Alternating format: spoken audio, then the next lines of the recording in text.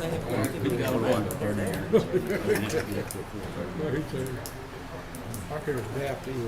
right, I'm going to call this meeting of the Sweetwater City Council to order and ask Dr. Peak to do the invocation this morning and Councilman Castro to lead us in the pledges.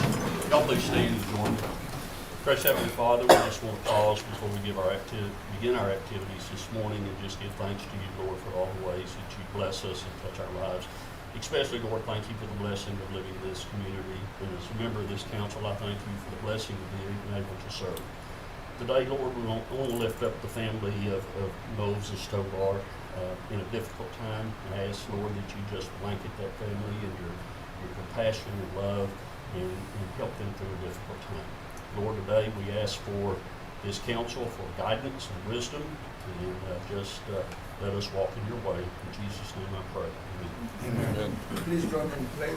I pledge allegiance to the flag of the United States of America and to the republic for which it stands, one nation, under God, indivisible, with liberty and justice for all. Honor to the Texas flag.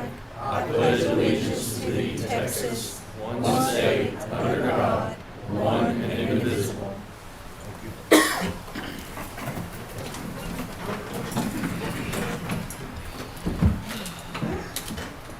Okay, we'll now move to item 4, which is discuss, consider, and act upon approval of minutes for meeting held on October the 11th.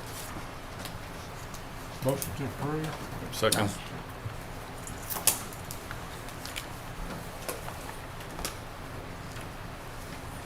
All in favor? Aye. Motion carried. Okay, item 5 is public input. Is anyone who wishes to speak?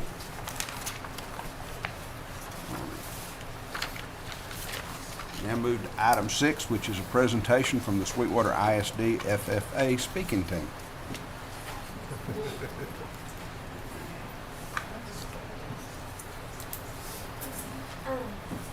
My name is Madison Holder. I'm one of the ag teachers at the high school.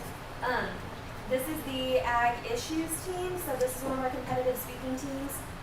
They are required for their rubric to present to a certain amount of community groups so that they can get their maximum number of points for their forums.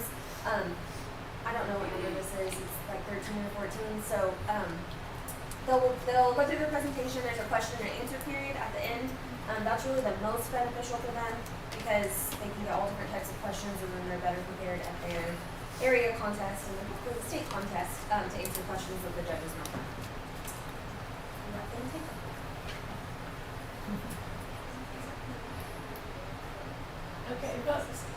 Okay, folks, settle down. We'll try to answer as many questions as possible after we hear from our guests. Please find your way to a seat and we can get started. In 2021, the United States experienced 58,733 wildfires that killed 33 people. At $2.68 billion, 2021 was the most expensive year since 2018, when the total cost topped $3.143 billion. In Texas, 5,284 wildfires ignited, resulting in over 164,784 acres burned. Over the last decade, Texas has seen some of the most vicious fires in the state. Between 2011 and 2021, 572 different wildfires resulted in death or serious injury of at least one person. Because of these reasons, we have invited some guests today to present their pro and con viewpoints as to why utilizing prescribed burns is a safe or dangerous preventative measure. It will be up to you to decide if you want to play with fire. Joining our expert panel today and representing our pro side is local fire chief Morgan Strubeck and Clarissa Gomez, a member of the Texas Forest Service. Representing the con side is Gentry Preston, district conservationist with the USDA, and Emma Pilati, a third-generation cattle rancher. My name is Vanessa McGarrett, and I will be serving as your moderator for this week. Ezekiel Barrera usually runs our technology. I've been a fire chief for 5 years at the Volunteer Fire Department in rural Knowing County. We are continuously under burn bans due to drought, but we still suffer from wildfires due to our extremely dry weather conditions.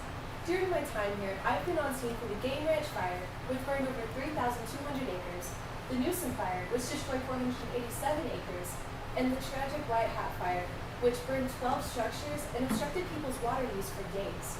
While there have been many others, one could consider those the most severe during my tenure.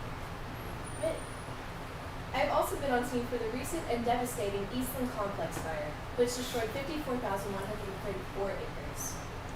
I'm the district conservationist for the USDA, Natural Resources Conservation Service, and I've served in this position for 3 years. Through my experience and research, I have discovered what effects fires have in our environment. They damage the ozone layer, resulting in decreased air quality. They destroy wildlife habitats and their resources, as well as timber, needed for construction and other goods. Additionally, large fires release carbon dioxide, which is a key greenhouse gas. As an employee of the Texas A&M Forest Service, I am frequently dispatched to wildfires and other natural disasters. The Forest Service delivers wildfire response and protection through the Texas Wildfire Protection Plan. TWPP is an emergency response model that we are working on to implement in more areas of the state. I've been a cattle producer all my life. My family raised registered herds, and I have now inherited a large portion of their herd. I try to utilize a rotational grazing system in order to avoid overgrazing and try and help prevent wildfires. However, this sometimes becomes difficult if we experience a severe drought. Due to the drought conditions in our region, I do not like to utilize prescribed burns and try to avoid them as much as I can. Wildfires have been taking the lives of people, animals, and habitats since the beginning of time. They can erupt into uncontrollable disasters. They even have devastating impacts on farmers and ranchers. When uncontrolled, they consume everything in their path: animals, crops, and innocent bystanders who can't escape to safety. In the coming minutes, we will hear how our guests and community members feel about using prescribed burns to minimize wildfire risk. Let's hear from our pro-cyphers. First, I would like to point out that landowners have the right to burn their land when they feel it is necessary. In 1999, the prescribed burning bill was enacted.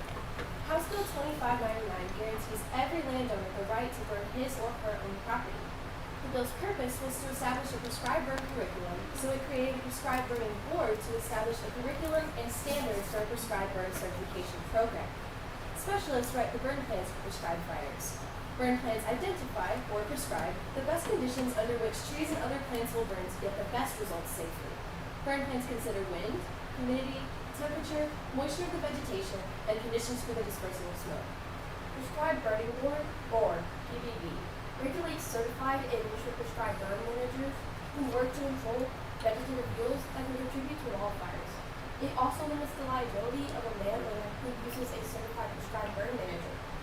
Landowners are able to periodically burn off fuel so that in the event of a wildfire, they can be more controlled. By utilizing this technique, landowners are able to decrease the risk of dangerous fires destroying their livelihood. Prescribed burns are carefully monitored, and there are individuals on site to help if something goes wrong. Prescribed fire can reduce the average fire line intensity of a wildfire by 76% and its burn area by 37%, avoiding manifestation of severe fire behavior. Additionally, prescribed burns can stimulate something called ecological succession. Ecological succession is the process of change in the species structure of an ecological community over time. This time scale can be decades or even millions of years after a mass extinction. This process allows ecological succession to occur, restoring native vegetation to the current area. Additionally, some plants, such as certain pine species, need fire before the cones or fruits containing the seeds can release them. These cones or fruits need high temperatures to melt a resin that holds the seeds inside. As a result, without fire, these species cannot reproduce. Not only can prescribed burns keep landowners, community members, and wildlife safe, but it can also improve the biodiversity of different patches of land by regenerating native grasses and plants. This benefits the soil and the animals that need this type of forage to survive. More prescribed fires mean fewer extreme wildfires. Additionally, fire is one of the best management tools for basic plant control. It can also restore nutrients to the soil and encourage healthy plant growth. As we have heard, the local fire chief and member of the Forest Service have made several convincing arguments as to why prescribed burns are the way to go. You as a landowner can legally burn your land as long as you follow the prescribed burn plan. This also allows benefits for your land and grasses. But let's see what the district conservationists and local cattlemen have to say. While I can't acknowledge their benefits, I personally believe there are better ways to prevent wildfires. There are too many variables involved that put my cattle and my ranch at risk. Who is prescribing the burn? Who will make sure it stays controlled? If it does cross a critical safety threshold, are there enough resources to put the fire out? Will insurance cover the amount lost if the prescribed burn does not go as planned? I believe my cattle can do their job in keeping the critical threshold under 3 feet, which is how tall the brush can be with low risk of wildfire emission. It is estimated that cattle can remove 800 pounds of fuel per acre, which is the number needed to keep flame levels below 4 feet. When flames exceed this level, that's when danger can strike. However, by keeping my land raised, I'm sure the situation is avoidable.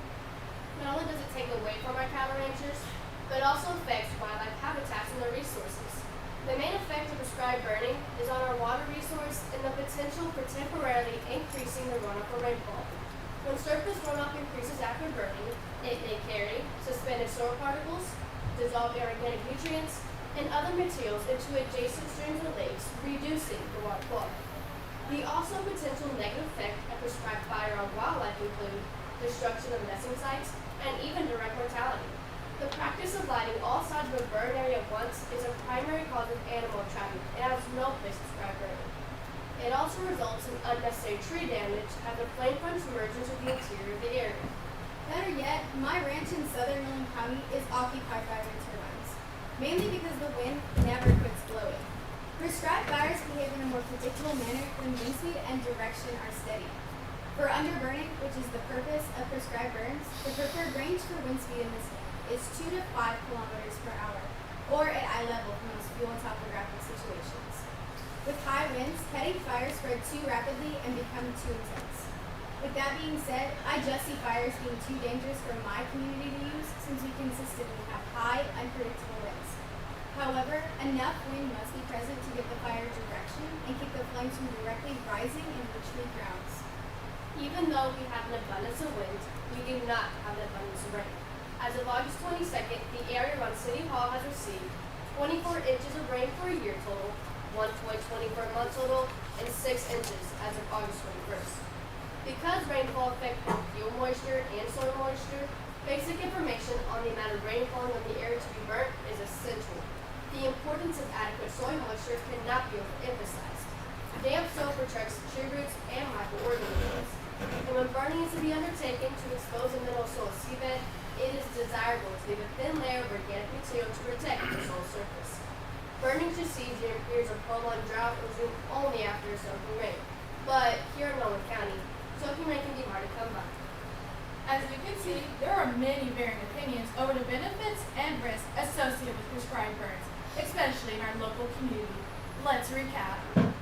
Landowners have the right to burn their property when they feel it is necessary. House Bill 2599 created a curriculum for prescribed burns, allowing individuals to obtain the necessary knowledge to perform burns safely. Burns are closely monitored, and the Prescribed Burning Board, or PBB, regulates certified and intra-prescribed burn managers who work to control vegetative fuels that can contribute to wildfires. Prescribed burns are one of the best control measures for invasive species. They destroy invasive organisms, yet revitalize the soil and restore native plants and grasses. However, burns are only supposed to take place in ideal weather conditions, and those are far and few between in our local community. We are drought prone and consistently have high, unpredictable winds. This makes any kind of fire dangerous. Destruction of nesting sites and even direct mortality records over burns. Animals can become trapped in a fire if the fire spreads to all sides of the area. An increase in water runoff is also a major concern. Runoff can carry suspended soil particles, dissolved inorganic nutrients, and other materials into adjacent streams or lakes, reducing the water quality. After hearing everyone's concerns, we certainly have some things to ponder, and I hope at our next meeting we can discuss more of these concerns. It looks like we're fixing to run out of time, so it is time to decide. Will you play with fire? We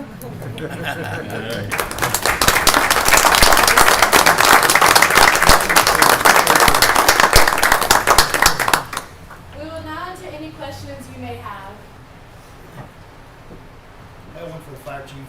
How many are wildfires are natural and how many are man-made? So only 1% of prescribed burns that go, or only 1% of wildfires are a result of a prescribed, or 1% of prescribed burns go out of control and become a wildfire. Most times wildfires occur because of natural causes. We can also correct that in the assessment.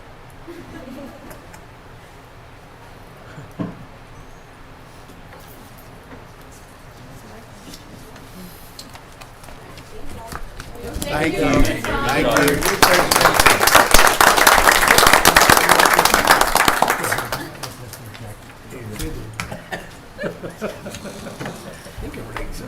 you. All right. We'll now move to item 7, which is a presentation from Police Chief Brian Sheridan.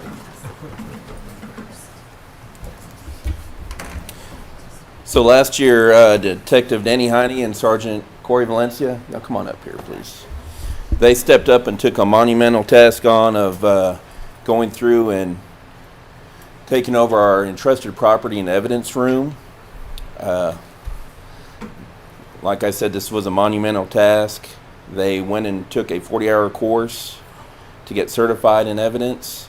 After that, they also visited the Abilene Police Department and went through their entrusted property and evidence room to get ideas on how we wanted to revamp ours. Through countless hours, going through and physically putting their hands on thousands upon thousands of pieces of evidence, they conducted and completed an audit and revamped our whole evidence room. They also went through many cases and got court orders to destroy old evidence that we no longer needed in the evidence room. Due to their hard work, dedication, and teamwork, the Sweetwater Police Department Entrusted Property and Evidence Room is now up to date and falls within policy and law. I'm very pleased to present them with the Chief's Award for their hard work and dedication.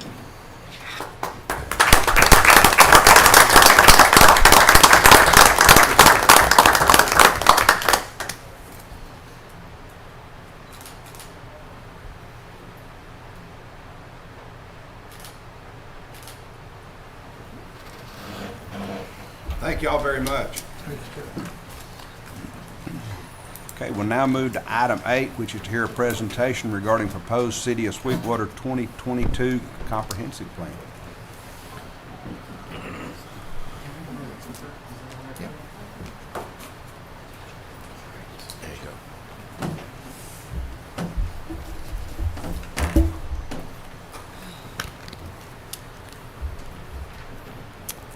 Well, good morning, everyone. Mayor, Council, thank you so much for having us. I'm just going to mention that my name is Marshall Hines. I work for the company Verdunity that was hired by the city to help create your comprehensive plan. With me is Kevin Shepard, our CEO. I know that all of you have already received the plan and had an opportunity to go through it, so this morning we just want to give you a brief overview of the elements of the plan and then provide the opportunity, if you have any, for us to answer questions. So, let's see here. Point it back toward the. Oh, I see. Oh, look at that. Okay, got it. I got to directionalize, y'all. Let me talk you through the project timeline. This has been about a 1-year process. We broke it up into 5 phases. We had a number of engagement activities early in the plan. Then we went back home, got busy writing on the plan, and what you have before you are the fruits of that labor, along with a lot of really great input from city staff as well. We had a really meaningful back and forth with them as we began providing drafts to you guys. I just want to talk through the elements of the plan. It's broken up into a number of chapters. The introduction is about sharing with the community how important a comprehensive plan itself is. This is your first comprehensive plan, and that's an exciting place to be. It explains the purpose for the plan, how the plan operates, and how you go about updating the plan over time. We had a number of really great discussions with staff yesterday, and that was one of the things that we talked about a lot. No plan functions if you're unwilling to make changes to it in the future. If you build something and you freeze it in amber, it doesn't respond to the needs of the community over time. So this plan was drafted with the ability to update it easily on a recurring pattern, and there is content in the plan which discusses that specifically. I'll get it at some point. There we go. There's a chapter called Understanding Sweetwater, and what that does is it synthesizes all of the public engagement that we got throughout the plan. We have a number of aspirations which were identified by the community. We asked about the assets that you have in your community, as well as the opportunities that residents see for change and improvement. And we took those items and we distilled them into a set of 6 aspirations, which are effectively a set of goals for the community to be working toward. Those start on page 21. We have a chapter called The Economics of Land Use. That chapter talks about how the decisions that your city makes on a day-to-day basis affect the fiscal bottom line here for the community and the residents of the community. We talk about land development patterns. We talk about the way that you develop, the kinds of housing and commercial enterprises that you allow to get built in the city, and how those affect your fiscal bottom line. That chapter covers the liabilities that you have, things like maintaining your roads and water system. We identify the total miles of streets that you have, and the total liabilities that creates, right? Because you have to maintain those roads in perpetuity. And what we found is that there was a gap between the amount of money that you were putting away for maintenance and what you really need to ensure that those roads are funded in perpetuity. And so we talk about the options that you have to reduce that gap, to make the gap between what you need and the resources that you have on hand much smaller. We talk about the way that your city has grown since its inception. We found this page absolutely fascinating when we put this together. I mean, since the city, since 1893, when it was being measured, the population has grown 17 times. We've gotten 17 times larger in population since 1893. But the city's footprint in that same amount of time, it didn't scale at the same rate. The city's gotten 65 times bigger. The city limits has gotten 65 times bigger. And that's the area that your city is required to service, right? So the size of your city and the liabilities that you've created have outpaced the number of people coming to town. That's a problem that needs to begin to be rectified. We have a land use fiscal analysis where we looked through the assessed value of every single parcel in the city. We took a look at the property tax revenue that those are generating, and then we took a look at the property tax revenue that was being generated on a per acre basis, parcel by parcel. And what that tells us is it allows us to look at the specific types of developments on individual parcels and identify the ones that are more valuable, right? So if you look at this map, and I encourage you guys to go look through pages 45 through 47 for this. If you look at this map, what you'll find is that some of the kinds of development that are producing the most value for you are not the ones you would expect. It's on a per acre basis. It's not necessarily the largest business in town. Sometimes it's on some of the smallest parcels, but on a per acre basis, those are generating more value. And those things are easier to get built in the future because they take smaller amounts of capital to get started. We have a section on mobility and connectivity. In that, we talk a great deal about your street network and how you can make it the safest place possible for all users of your network, people who are driving their cars, people who are walking on the sidewalks, etc. We have, in that same chapter, we incorporated a great deal of the Parks Master Plan and expanded on that as well.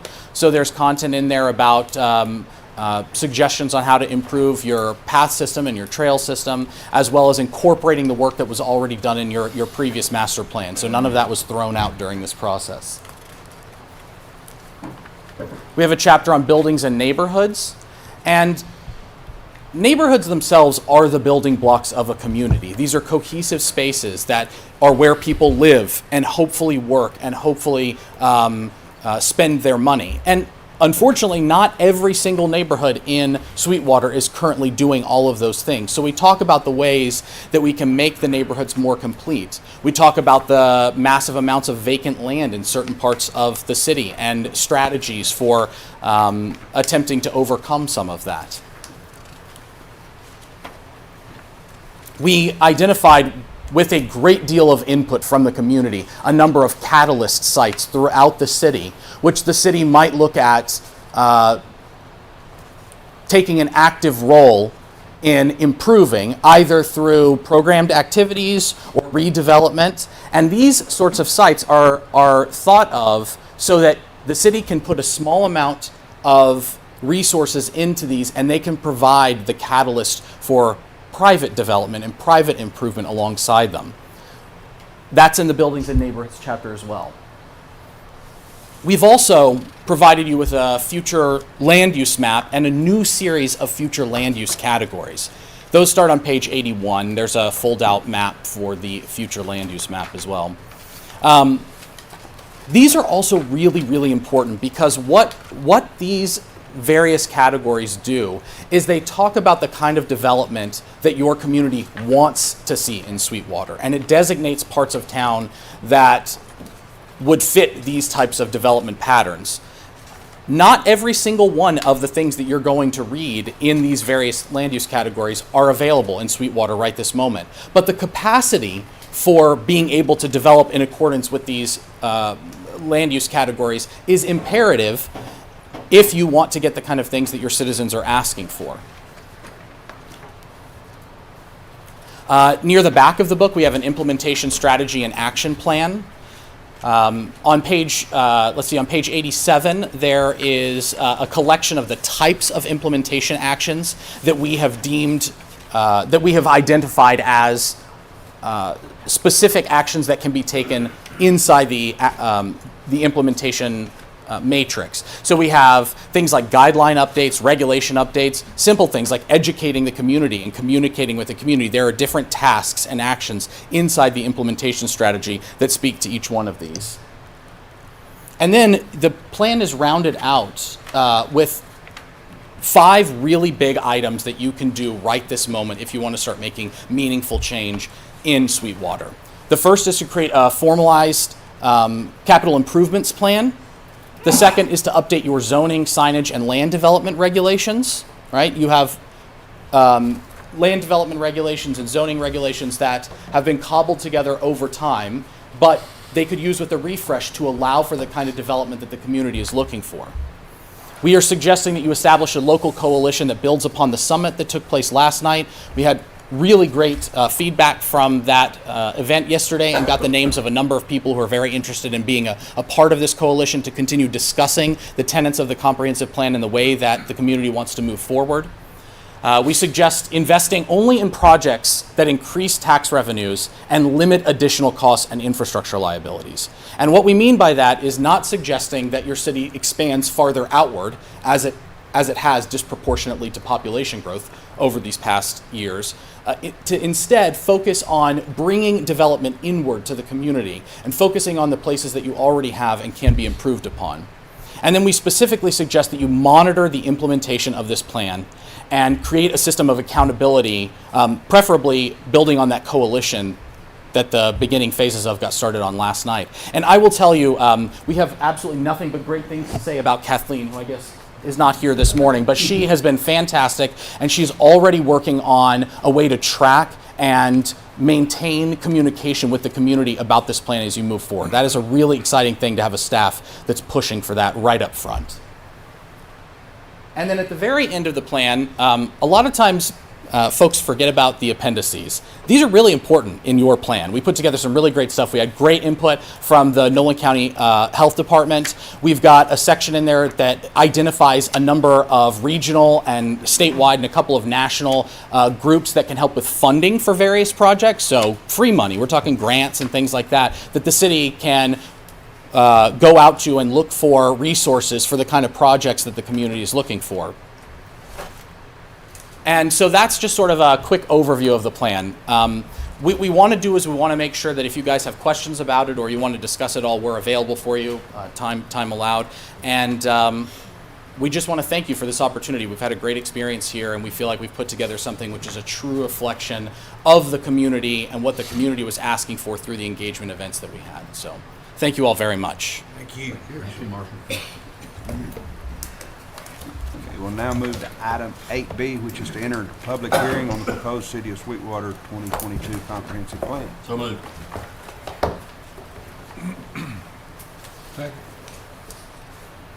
All in favor? Aye. Is there anyone who wishes to speak for or against? Move to close the public hearing. Second.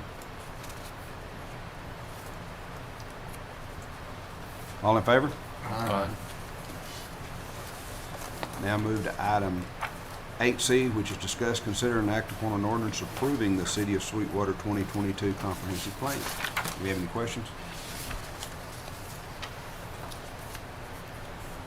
Motion to approve. Second. All in favor? Aye. Now read the ordinance into the record. An ordinance adopting a comprehensive plan for the City of Sweetwater, Texas pursuant to Chapter 213 of the Texas Local Government Code, providing for the repeal of conflicting provisions, providing for the severability clause, providing for the savings clause, providing for publication and effective date. We'll now move to item 8D, which is discuss, consider, and act upon First Amendment to licensing and operating agreement between the City of Sweetwater and the Lake Sweetwater Bait and Tackle Shop. Any questions?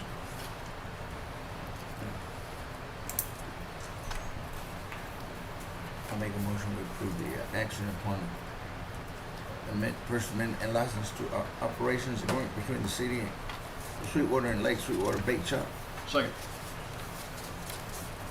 All in favor? Aye.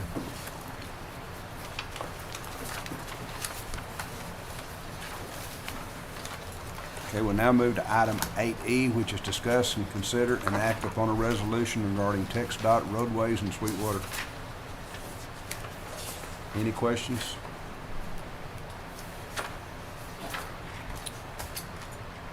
Move we act upon the proposed resolution for TxDOT roadways in Sweetwater. Second. All in favor? Aye. Motion carried and approved. Now read the resolution into a resolution of the City Council of the City of Sweetwater, Texas, identifying roadway improvement opportunities for Interstate 20 and providing for an effective date. We'll now move to item 8F, which is discuss, consider, and act upon an ordinance approving a provision for the Texas Municipal Retirement System, changing the eligibility from retirement from 25 years to 20 years of service effective January 1st, 2023. So moved.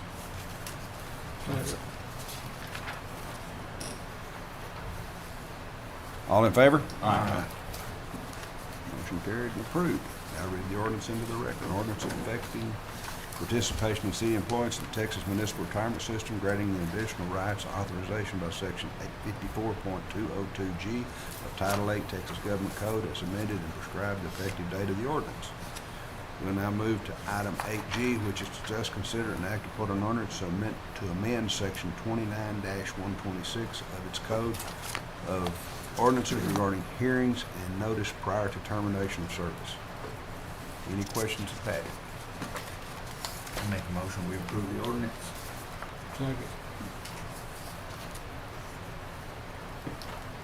All in favor? Aye. Now read the ordinance into the record. An ordinance of the City of Sweetwater to amend Section 29-126 of its Code of Ordinances regarding hearing notices prior to determination of service. We'll now move to item 8H, which is discuss, consider, and act upon reappointing of Mr. Doug Alexander to the Board of Adjustments for a 2-year term.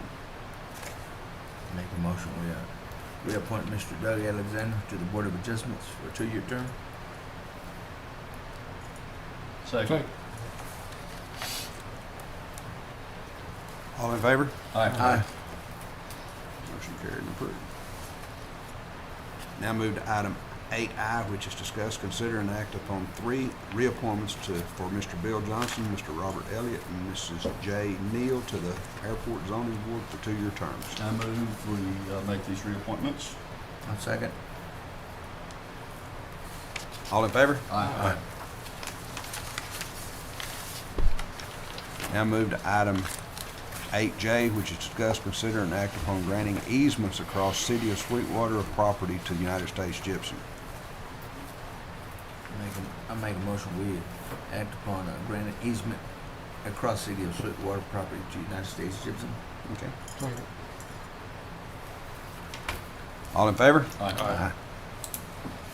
Motion carried and approved. City Manager's report. Yes, sir. We've got the kiosk and the drop box. Just wanted to say a few things about that. The new kiosk is up and ready and going already. It's ready for everybody's use. Cash and cards are accepted in the kiosk 24/7. We have also added a drop box for checks. Cash will not be accepted in drop box, so people can still come into City Hall. We encourage people to, I guess you could say, move away from the in-person paying of the bills, more toward the kiosk and online. If anybody has any questions about that, they can call up here to City Hall. We'll get them all set up. The animal control vehicle and police department Tahoes. I think we've got a couple of pictures here. There we go. The animal services truck, I believe that was paid for with by our anonymous donor, so we're very grateful to him and his family for that. And then the Tahoes. How many? Remind me, Brian. How many are on the road? 3 also paid by the donor. 3 also paid by the donor, also funded by the donor. So we're very lucky here at the city of Sweetwater. Very blessed that we have folks out there that are willing to cut big checks. That's right. That's right. So again, we're very grateful for that donation and putting those monies to good use. Let's see. The next item is the National Night Out. Very successful event. I want to thank the chiefs of the fire departments and the police departments for allowing your staff to help put this on. It was a great event. A lot of folks came out. It was a beautiful West Texas night, and we're very grateful for that. We hope to keep this National Night Out event going on into the future. And that's all I had for now that was written on the agenda. I do want to introduce Melissa Vosmer. I should have done this last month during your first council meeting, but Melissa's been an integral part of our team here. Recently, she really hit the ground running in Dana's absence, and so we're very proud to have you here with us, Melissa. Very glad about that. So thank you for all the work that you've done for the City of Sweetwater community. And just a couple of words about the comprehensive master plan. It's a big deal. This is a very big deal for the community of Sweetwater. It's our first comp plan. We started the city really back in about 1881 and all the way to 2022 to get our first comprehensive master plan approved by the council. I want to thank Mayor and Council for that and for you funding the creation of the plan, Verdunity, and your staff for the excellent work that you guys have done getting us to this point. City staff, Melissa, Dana, who's no longer with us, I'll say, and the rest of the directors team. Kathleen's played a big part in it as well. Thank you. We're very lucky. We're finally to this point where we can start. We have a master plan to look forward to, and we're here today to kind of celebrate that. There's a lot of success that's been built up to this point, and we hope to keep that going, and we will keep that going for the community. And so we had a great implementation event last night. Had some folks that were a little skeptical about the plan and its direction, but we're gonna put those skeptics to bed, and by the way that we respond to this and put it into action. So thank you again, council, staff, community, for coming out and helping us get to this point. Mr. Mayor, that's all I had. Thanks, sir. Thank you. Do I have a motion for adjournment? So moved. Second.